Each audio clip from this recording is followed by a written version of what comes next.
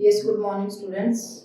Today we are going to start next preposition with and by. ये preposition ऐसी हैं जिनको हम पैरेलल ही स्टडी कर सकते हैं, क्योंकि इन दोनों में एग्जामिनर जो है वो आपको कंफ्यूज करता है। दैट्स वाई मैंने दोनों का यूज एक साथ ही करवाने की कोशिश की है यहाँ। ठीक है, कि ये सेंटेंस कहाँ विद का यूज किया जाता है और कहाँ बाय का। किसी भी काम को करते हुए जो पर्सन काम कर रहा है उसके लिए हम बाय का यूज करते हैं, और जिस थिंग का या ऑब्जेक्ट का यूज करते हैं हम अपने एक्शन को कंप्लीट करने के लिए उसके साथ विद प्रेपोजिशन का यूज किया जाता है। क्लियर? जो पर्सन काम करने वाला है, डूअर है, उसके लिए बाय का यूज होगा, और जिस चीज की वो हेल्प लेता है काम को करने के लिए या जिस चीज से वो काम करता है, एक्शन कंप्लीट करता है, उसके साथ विद प्रेपोजिशन का यूज होगा। देखिए sentence, he cut the apple with a knife. Apple को कट कौन कर रहा है? पर्सन। ठीक है, और किस चीज से कट कर रहा है? नाइफ से। तो नाइफ के साथ हमें किस प्रेपोजिशन का यूज करना है?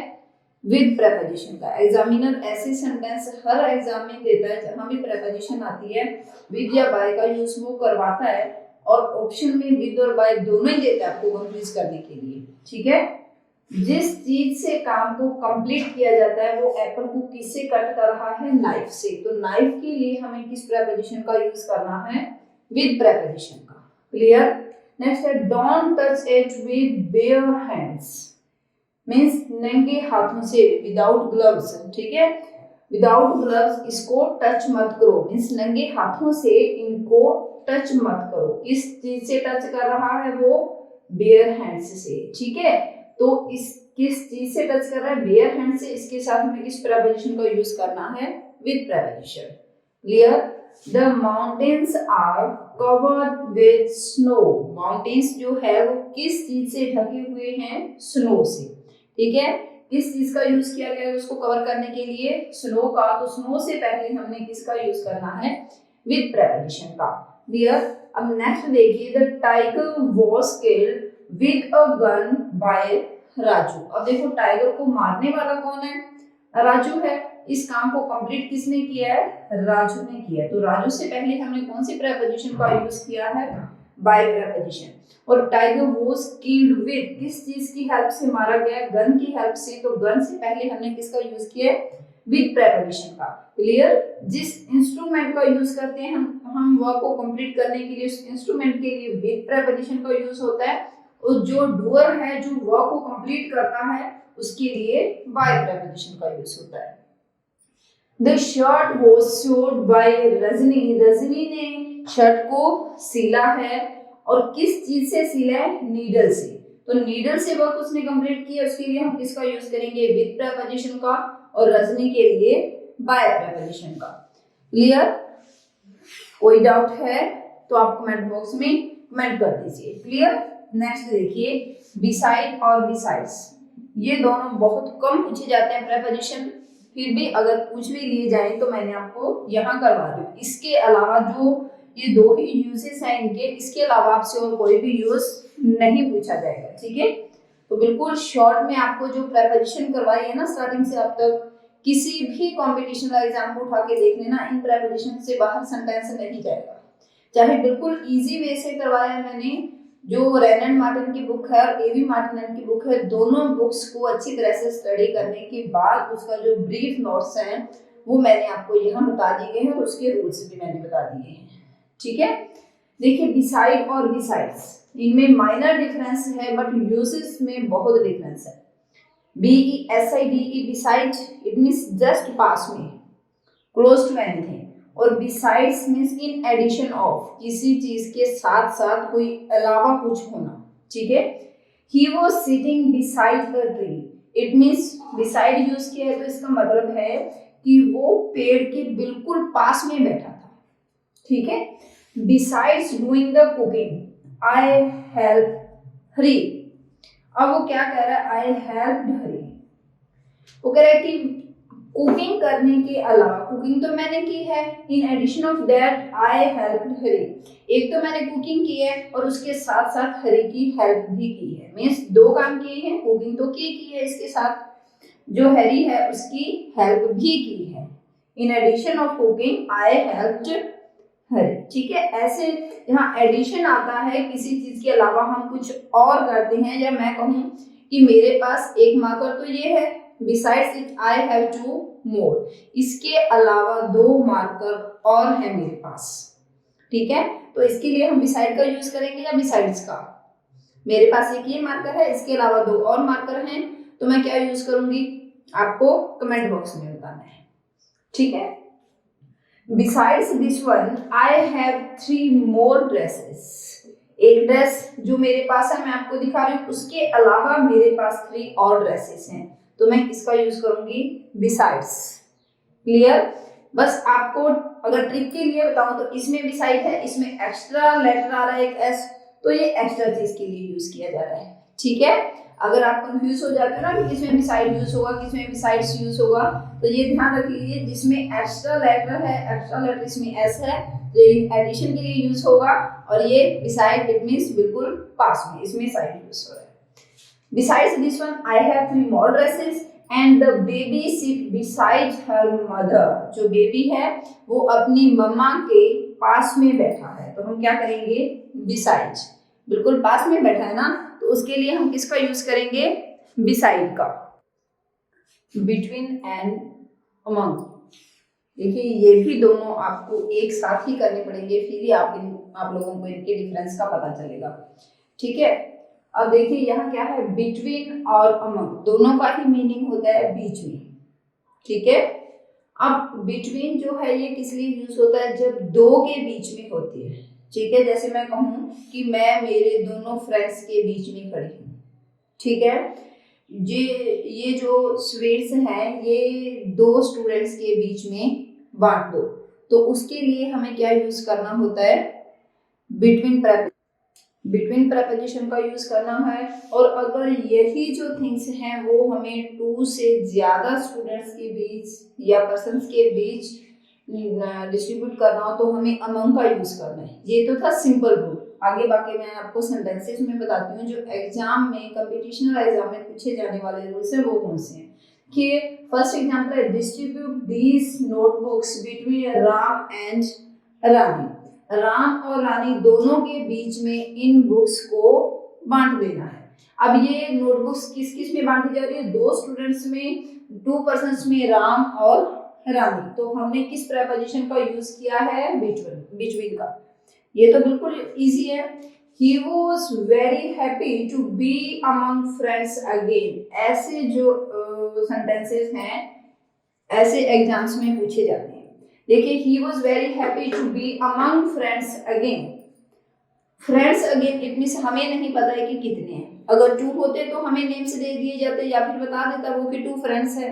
ठीक है, it means these are more than 2, then we have to use among। ठीक है, then we have to use among।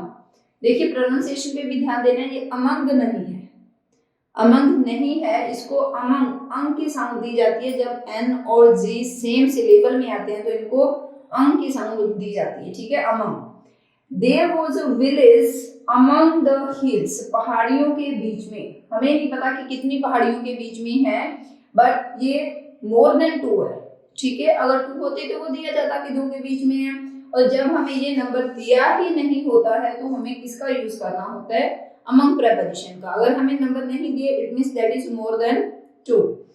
There was a village among the hills। Next देखिए, ये मोस्ट इंपॉर्टेंट है, इस पे स्टार लगा लीजिए। ऐसे सेंटेंस है जो कंपटीशनल एग्जाम में बहुत पूछे जा रहे हैं। अगर आप पीछे के एग्जाम्स को देखोगे ना तो उसमें आपको ये पता चल जाएगा। Luxembourg lies between Belgium, Germany and France. अब देखिए, आप लोग कहोगे मैडम आपने अभी बताया था कि अगर 2 के बीच में है तो बिटवीन यूज करना है, बट यहाँ तो मैंने बेल्जियम, जर्मनी और फ्रांस ये 3 यूज किए हैं, फिर भी मैंने बिटवीन यूज किया है।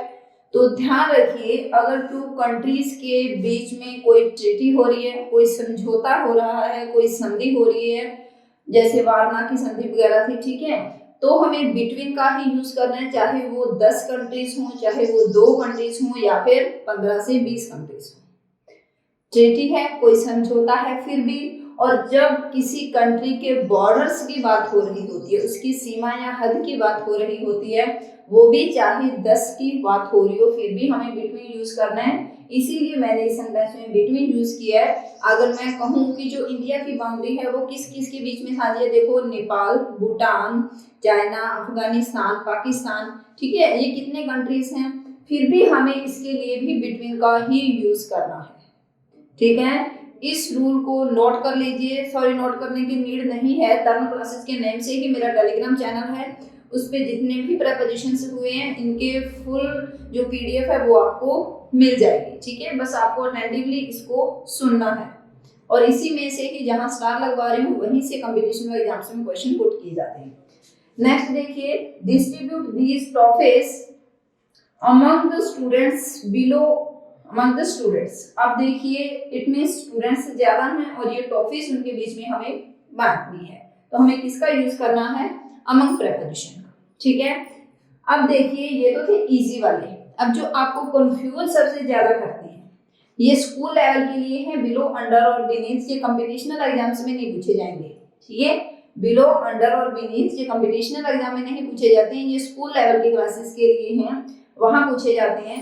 देखिए बिलो मीन्स भी नीचे, अंडर मीन्स भी नीचे और बीनीथ मीन्स भी नीचे, तो स्टूडेंट्स को कैसे पता चले कि मुझे कहाँ पे कौन सा प्रेपोजिशन यूज करना है। देखिए बिलो जो है ये अबव का जस्ट अपोजिट है, आपने सुना होगा APL, BPL, above poverty line और बिलो पॉवर्टी लाइन। अब अबव मैंने आपको पहले भी करवाया है, अबव में क्या होता है कि जो सरफेस है वो टच नहीं करती है, मैं कहूँ वी लिव बिलो देम, हम देखो ये first floor, second floor, third floor, ऐसे हम अपने अपने रूम्स में रह रहे हैं, ठीक है। और जो मेरे ऊपर वाले रूम में रह रहा है, आई से ही लिव अबव मी, वो मेरे से ऊपर रह रहा है और मैं उनसे नीचे वाले रूम में रह रही हूँ, तो मैं क्या कहूंगी, आई लिव बिलो देम, ठीक है। मैंने शर्ट पहनी हुई है, मेरी शर्ट जो है मेरे पैरों के साथ टच नहीं कर रही है, बट ऊपर है, my shirt is above my feet and my feet are below my shirt. Clear, आपकी जो शर्ट है वो आपके पैरों से अबव है और जो आपके पैर है वो आपकी शर्ट के बिलो है।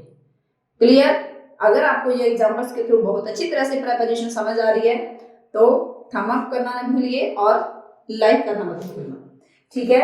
नेक्स्ट देखिए, she married beneath her family, family कर सकते हो या रेपुटेशन कर सकते हो, ठीक है। अब देखिए इसमें बीनीथ जो है ये हमें एब्स्ट्रैक्ट मीनिंग देता है, ठीक है, ये हमें सिर्फ फीलिंग देता है। She married beneath her, it means जो उसकी रेपुटेशन है, जो उसका स्टेटस है, उससे डाउन उसने मैरिज की है, ठीक है। मीन्स उसने किसी से मैरिज की है तो इट मीन्स वो उसका जो स्टैंडर्ड है वो उसकी फैमिली से मैच नहीं कर रहा है, तो हम क्या करेंगे, शी मैरिड बीनीथ हर, इसमें बिलो या अंडर नहीं करेंगे, बहुत से लोग इसमें अंडर बोलते हैं। जो भी मैंने एग्जांपल से लिए हैं ना वो मैंने प्रैक्टिकल लाइफ से ही मोस्टली एग्जांपल से लेती हूँ कि आपको इजीली समझ आ जाए सब कुछ। He would think it beneath him to tell a lie. He would think it beneath him to tell a lie. वो कह रहा कि झूठ बोलना वो अपने रेपुटेशन को डाउन समझता है, वो नहीं बोलेगा झूठ, उसको लगता है कि ये मेरे स्टेटस के अकॉर्डिंग सही नहीं है, ठीक है। तो ये भी क्या है, एब्स्ट्रैक्ट मीनिंग देता है हमें डाउन होने के लिए, ठीक है। तो इसमें कंफ्यूज मत होना। She put the letter under her pillow, अब अंडर जो है ये क्या है, ऑन का जस्ट अपोजिट है, न कि ओवर का, clear. She put the letter under her pillow, उसने अपने पिलो के नीचे लेटर रखा। अब देखिए नोटबुक के ऊपर मैं मार्कर रखती हूँ, that is I put the marker on the notebook, और मैंने नीचे रखा नोटबुक के तो आई पुट द मार्कर, बताइए आगे, इसके नीचे तो क्या करोगे, नीचे है तो क्या करोगे, under, I put the marker under the notebook, तो ये किसका अपोजिट हुआ, ऑन का, clear. She put the letter under her pillow. Next देखिए, the ice cracked under her foot, जो आइस है बर्फ उसके पैर के नीचे आके क्रैक हो गई, टूट गई। तो वो क्या है, उनका जस्ट अपोजिट है। और नीचे पैर के साथ टच की है तभी टूटी है। पिलो के नीचे लेटर रखा है वो भी इसको टच कर रहा है। तो इसमें हम किसका यूज करते हैं, अंदर का। अगर आपको बहुत अच्छी तरह से प्रेपोजिशन समझ आ गई हो तो चैनल को लाइक करना मत भूलना, कमेंट करना मत भूलना। और इन चीज़ों को नोट करने की नीड नहीं है आप लोगों को। ये सभी नोट्स जो हैं, सेंटेंसेस जो हैं, रूल्स जो हैं, ये सब आपको PDF फॉर्मेट में मेरे टेलीग्राम चैनल पे by the name of Taran classes से you can get clear. Thank you and have a nice day.